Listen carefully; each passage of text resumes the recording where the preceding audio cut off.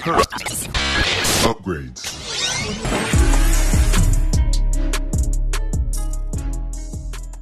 Welcome back, ladies and gentlemen, to another JVS movie review brought to you from the Sundance Film Festival. This film here is so far possibly one of the most entertaining films I saw at this film festival. And this one is called Young, Wild, Free.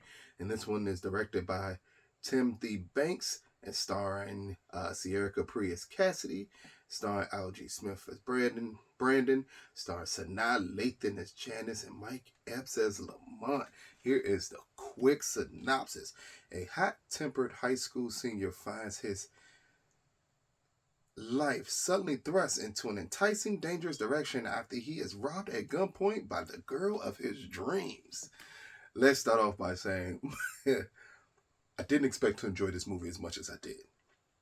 This movie is thoroughly enjoying here. Thembi Banks, the director of this, she's amazing. This movie is directed amazingly, it's set up amazingly, it's paced amazingly. I just can't speak how much. Oh, sorry about that, caller. I can't speak how much I thoroughly enjoyed this movie.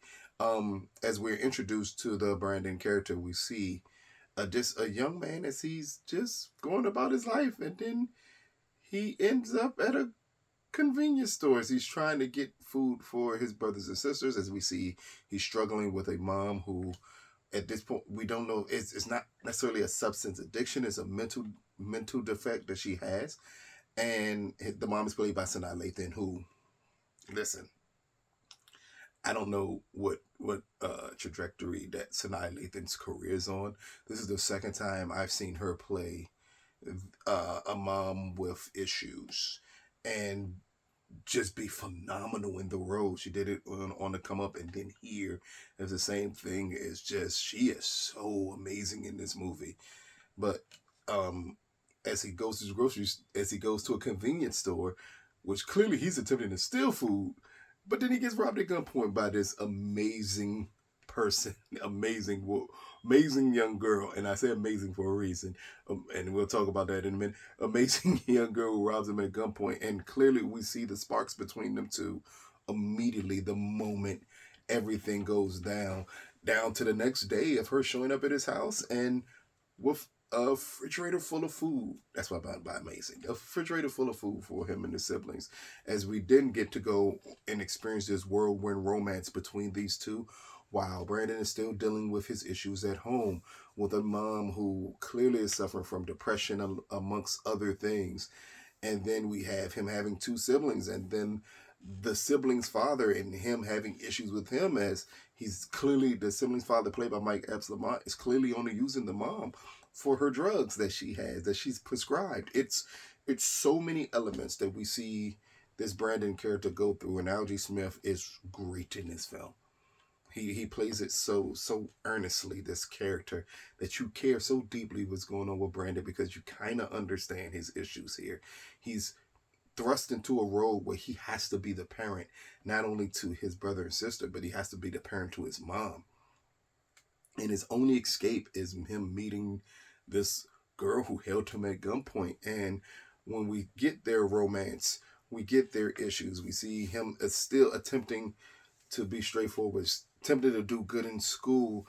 And at the moment, this girl is straying him on a bad path from school, but she's straying him on the right path through life. And we see the ebbs and flows of their relationship as he goes through the exact same things in his life. That's what I mean by this movie. It's so good. It's very reminiscent for me of the 90s black films that we used to get. The Woods, the Love and Basketballs, the Brothers, things of this nature, or the coming of age stories that we used to get that we don't get anymore for the black community. This film is that for me a lot of times, and it works so well when it does that. Down to, again, Brandon making decisions that clearly are going to affect his life, clearly affect the well-being of his family. But in the moment, you kind of understand all the decisions he makes, and that's what makes the direction so good. At no point in time are you lost into what this character is. You fully grasp because I think the director, Ms. Banks, has a full picture of who this character is. And she does an amazing job at shooting him with such confidence that as an audience member, you're sitting back and you're absolutely in love with this character and you're absolutely in love with this story. Even when moments we have where he's duking it out in ways verbally with his mom or at times of joy with his mom, and like you so fully understand this character that everything works wonders. And then comes the third act of this film. The third act is interesting. It goes down the path of normal of this type of genre of film, so that didn't bother me. But it is a turn in this third act that it's impossible to see coming. That's all I'll say about it. It's literally impossible to see the turn that this movie makes in its third act.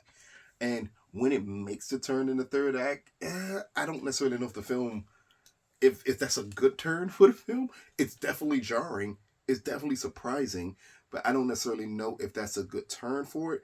But even with that turn still lends to you learning more about this character and what makes him tick. And that's what still works in the end. Even with a jarring third act and with a jarring turn, you never, at any point of this film, feel like you've lost sight on who the lead character is. And I think that is because Algee Smith is amazing in this role as this young black man attempting to establish himself, attempting to understand life, along with, again, another amazing performance by Sanaa Lathan. Like, I can't think of a negative thing to say about this film much. The third act, yes, it is jarring what happens in there, and I know it's going to throw some people off completely, but for me, it didn't do as much damage as it could have done if everything else wasn't set in place. To the extent I almost want to say like the film kind of earns that ending, but it doesn't because it's just so left out of nowhere did you expect it. But yet and still, it still works because of the characters, because you know these characters, because you care for these characters. This is the first film so far I've seen, and I'm still like ways to go at this film festival. But this is the first film I've seen at this film festival so far where the director made me care about every character on screen. And that is a gift. That is a talent.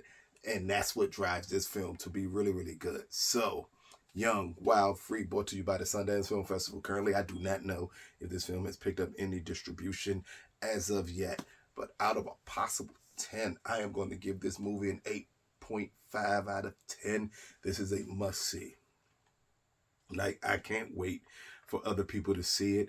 It really reminds me of those late 90s, some early 2000s black films that we had of just the coming of age type of stories. The last one I want to say we had something like this was Dope.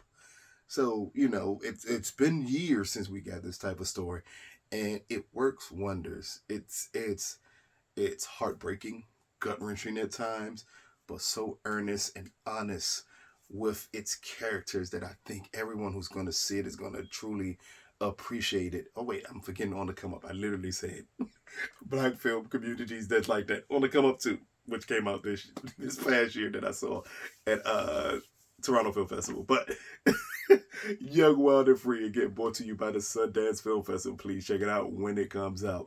This has been another JVS movie review. Peace, people.